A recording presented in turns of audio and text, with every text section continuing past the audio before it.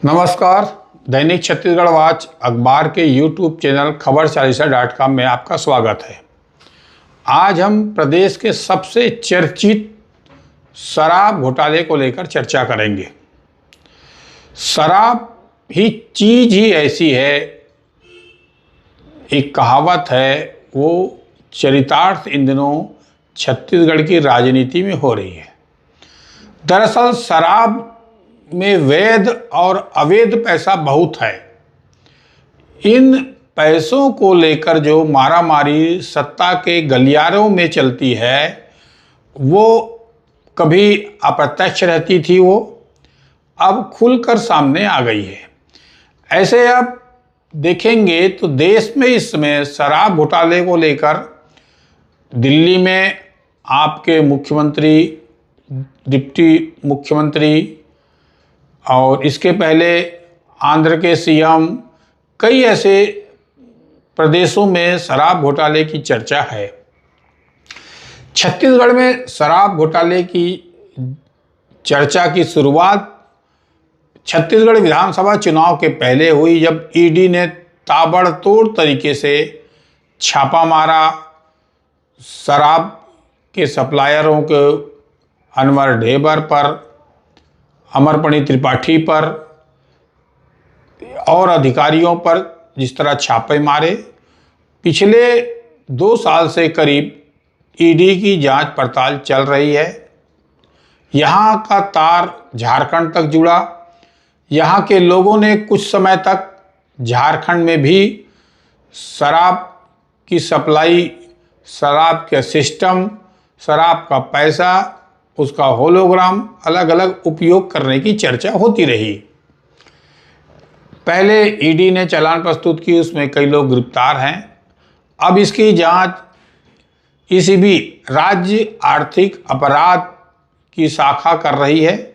उसने भी एक चालान प्रस्तुत किए।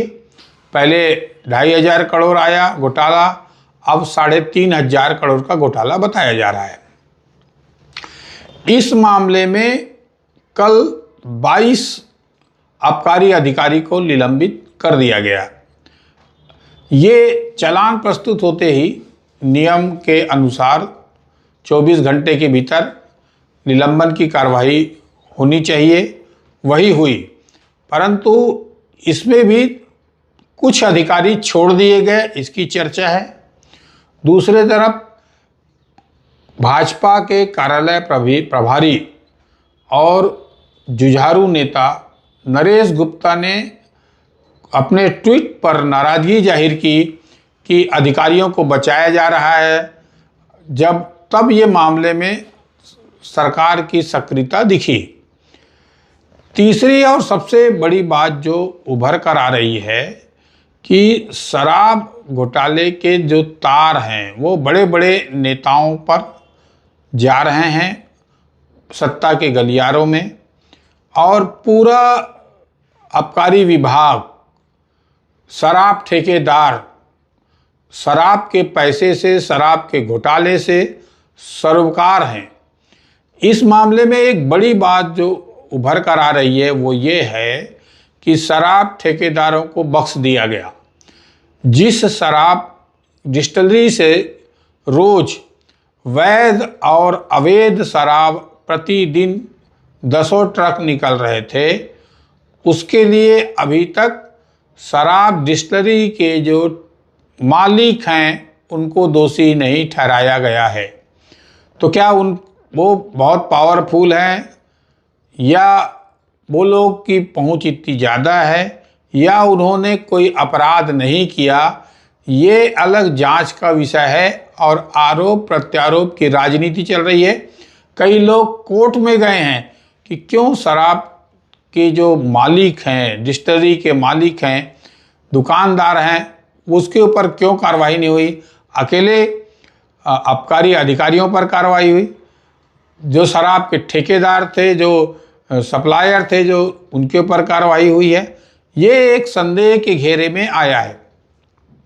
इस मामले में ये कहा जा रहा है कि जो शराब के पैसे का भरपूर तरीके से दुरुपयोग हुआ, होलोग्राम बनाए गए, यहीं के लोगों ने अपने अच्छे आबकारी नीति का हवाला देते हुए झारखंड तक गए, झारखंड में मुक्ति मोर्चा सरकार में गए, वहाँ पर सिस्टम का उपयोग किया, वहाँ पर होलोग्राम, नकली होलोग्राम लगाए गए, ऐसा कहा जाता है। तो अभी ईडी का जो दायरा और बढ़ने की संभावना है और लोगों की गिरफ्तारी होने की संभावना है। इसमें पैसा, ऐसा कोई वर्ग नहीं है जो शराब के पैसे का उपयोग नहीं किया हो।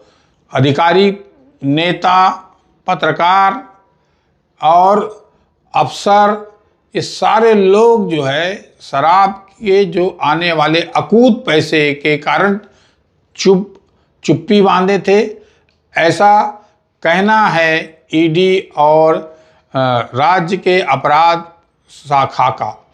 दूसरी तरफ जो एक बात हर सरकार करती है कि शराबबंदी होनी चाहिए, शराब घटनी चाहिए, शराब की मात्रा हतोत्साहित होनी चाहिए, युवा वर्ग शराब के कारण डूब रहा है, बर्बाद हो रहा है। और छत्तीसगढ़ के गांव-गांव में तो शराब अवैध तरीके से कल भी बिक रहे थे, आज भी बिक रहे हैं। आज कौन जिम्मेदार है इसके पीछे, ये कोई नहीं, मतलब कौन बता पाएगा, कौन जांच करेगा, ये अलग बात है।